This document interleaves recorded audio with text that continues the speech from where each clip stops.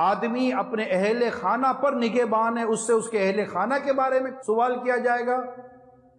عورت اپنے شوہر کے گھر میں نگہبان ہے، اس سے اس کے بارے میں پوچھا جائے گا۔ خادم اپنے مالک کے مال میں نگہبان ہے، اس سے اس کے بارے میں سوال ہوگا۔ آدمی اپنے والد کے مال میں نگہبان ہے، اس سے اس کے بارے میں پوچھا جائے گا۔ الغرض تم میں سے ہر شخص نگہبان ہے، اس سے اس کے ماتحتوں کے بارے میں سوال ہوگا۔ اس کی تیاری کرنی ہے۔ وہ یہ ہے کہ اس حدیث پاک سے پتہ چلا اسلام اپنے ماننے والوں کو غیر ذمہ دار چھوڑتا ہی نہیں ہے۔ We are all are responsible, ہم سب پر ذمہ داریاں ہیں۔ ہم نے ایک پرابلم ہمارا یہ ہے کہ ہم نے صرف ایک ذمہ داری قبول کر لی ہے، یار کمانا ہے، کمانا ہے، اچھی اسکول میں داخلہ دلانا ہے۔ وہ اسکول کیا سکھا رہی ہے اس سے غرض نہیں ہے۔ آج میرا یہ پنجاب یونیورسٹیز کے کچھ پروفیسر لیکچرر جو بڑے لوگ تھے ان کے ساتھ ایک سیٹنگ تھی، ان کا پرابلم یہی تھا، اسٹوڈنٹس کا پرابلم ہے۔ آج آپ کے ہمارے پاکستان کے تعلیمی اداروں میں 70% منشیات نشہ تقسیم کیا جا رہا ہے، پلایا جا رہا ہے، لڑکیاں پی رہی ہیں، لڑکے پی رہے ہیں۔ 6000 ڈیلی 2019 کی رپورٹ میں بتا رہا ہوں، روز کی 6000 بچیاں ایبورشن کرواتی ہیں۔ 2019 کی بات کر رہا ہوں۔ یعنی جس سوسائٹی کے اندر کنواری ماؤں کی تعداد بڑھ رہی ہو، ہم کس چیز کا انتظار کر رہے ہیں؟ جس سوسائٹی کے اندر ہمارے نوجوان ہیروئن اور آئس کا نشہ اور چرس پی رہے ہوں، ہم کس چیز کا انتظار کر رہے ہیں؟ یہی بھائی اتنا کہ میرے گھر میں نہیں ہے، یہ تو درست ہی نہیں ہے۔ گلی میں کچرا ہوگا تو بدبو میرے گھر میں بھی آئے گی۔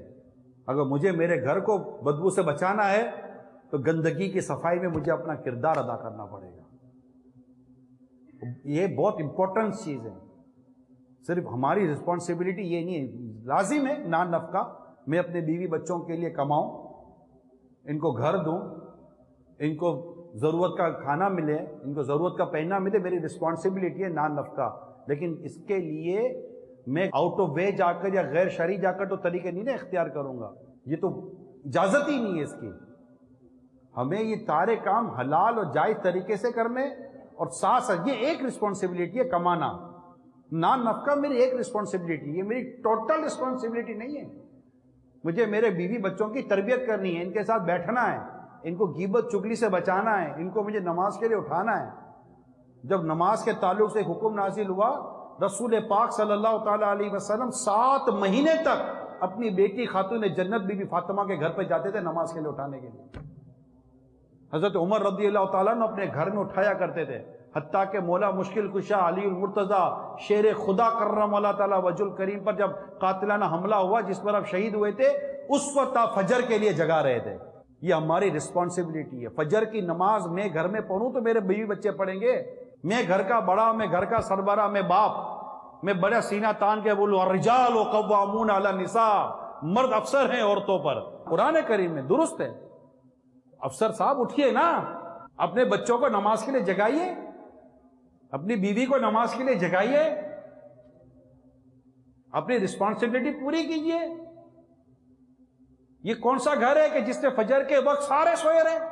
ہماری رسپانسبلٹی تھی، یہ آپ کی میری رسپانسبلٹی تھی کہ میں جاتا اپنے بچوں کے کمروں کو نوک کرتا، اٹھو، آپ کہ یار اٹھتے ہی نہیں ہیں، ہو سکتا ہے کہ یار اٹھتے نہیں، ہم نے اٹھایا تھا، کیا کریں؟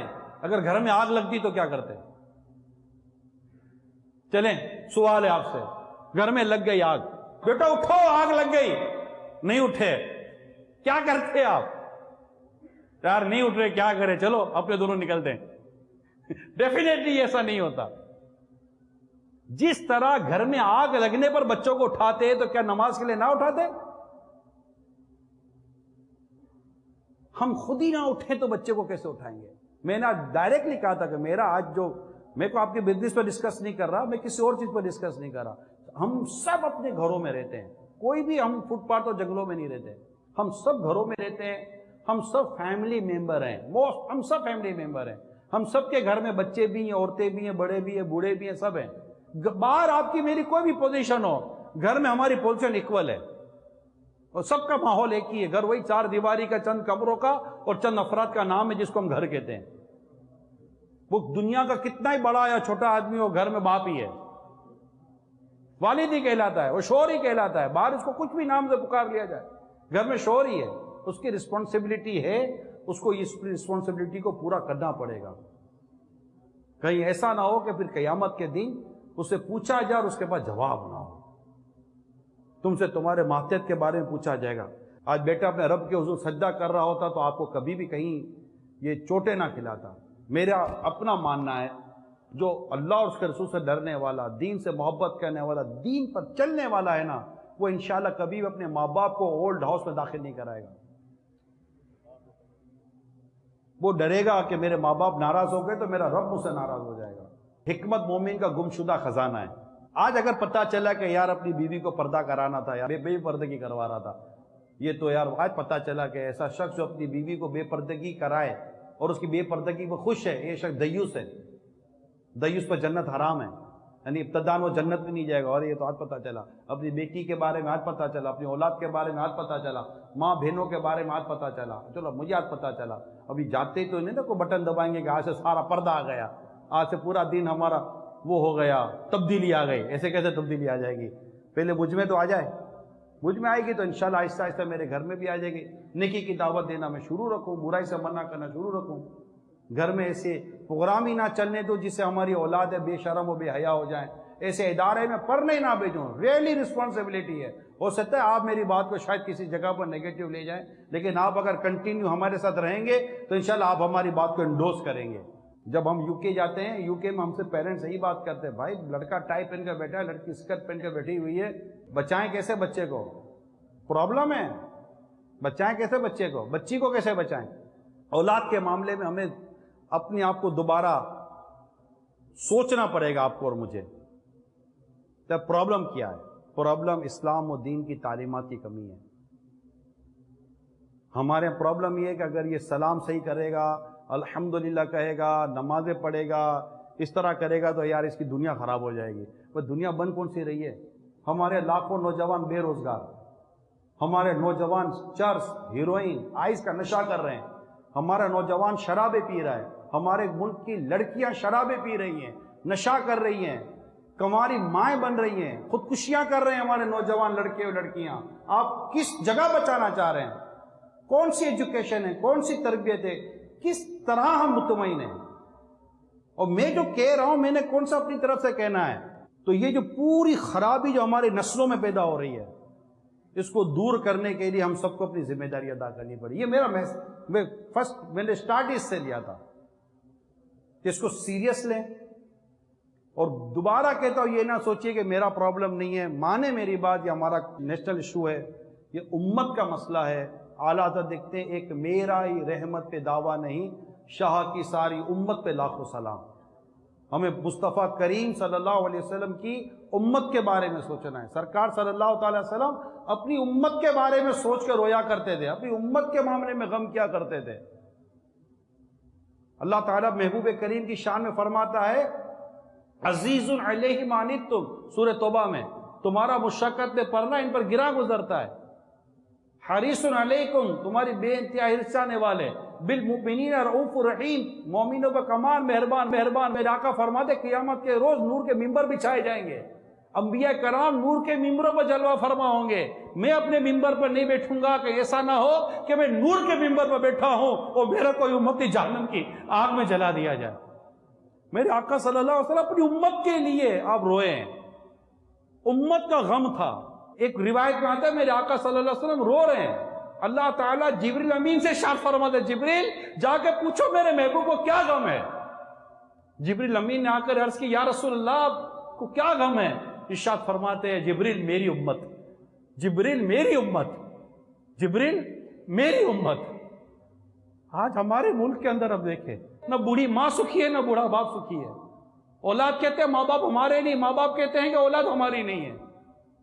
بیوی کہتی ہے شوہر پر بھروسہ نہیں ہے، شوہر کہتے ہیں پتہ نہیں بیوی کدھر چلی جاتی ہے۔ یہ گھر گھر کی کہانیاں بیان کر رہا ہوں میں۔ گھروں میں اعتماد نہیں ہے، اولاد ماں باپ سے چھپا رہی ہے، ماں باپ اولاد سے چھپا رہے ہیں، بھائی بہنوں سے ڈر رہا ہے، بہن بھائیوں سے ڈر رہی ہے، پڑوسی کے ساتھ خیر نہیں پا رہا ہوتا، پارٹنر سے ڈر رہا ہے، پارٹنر 4 دن تک نہیں آتا، لگتا ہے کسی سے مل تو نہیں گیا. آقا کی امت تکلیف میں. میری درخواست ہے پیارے اسلامی بھائیوں، آپ اپنی مارکیٹ میں ہیں، جہاں بھی ہیں، لاؤڈ اینڈ کلیئر میسیجز کے ساتھ آپ چلیں کہ یار اس کو درست کرنا پڑے گا.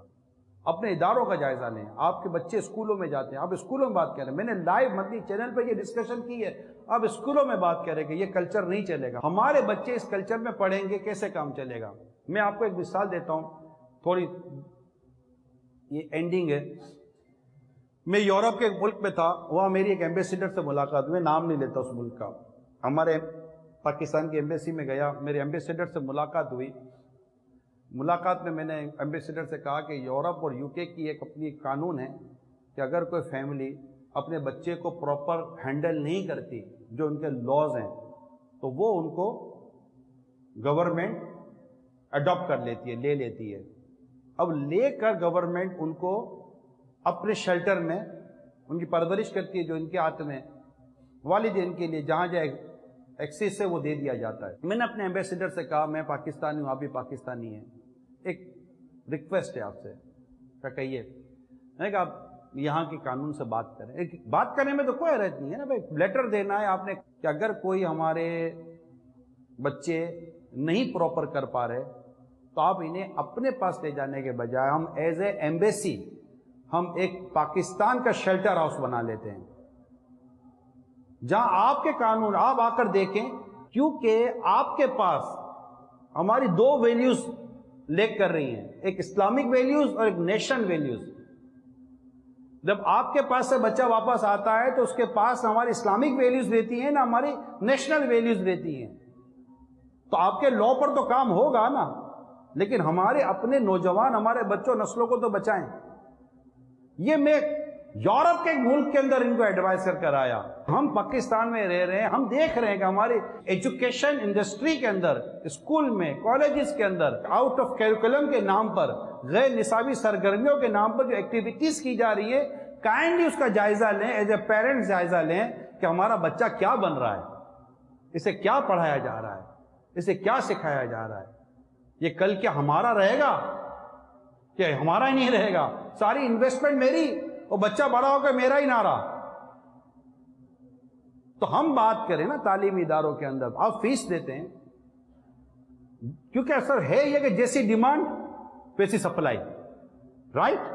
جیسی ڈیمانڈ ویسی سپلائی. اب پیرنٹس کی ڈیمانڈ ہی یہی ہے تو پھر ادارے بھی اسی طرح بن رہے ہیں. اگر پیرنٹس کی ڈیمانڈ بن جائے کہ ہمیں اسلامک ویلیوز چاہیے، غیر شرعی کیریکولم نہیں چاہیے، ہمیں غیر شرعی ایکٹیویٹیز نہیں چاہیے، تو ان کو کیا پرابلم ہے؟ وہ اس طرح اپنے ادارے بنا دیں گے کہ ٹھیک ہے آپ یہ چاہتے ہیں تو یہ بنا دیتے ہیں. ان کو تو آپ کی فیس چاہیے نا، آپ فیس دیں جو ان کی جو فیس ہے.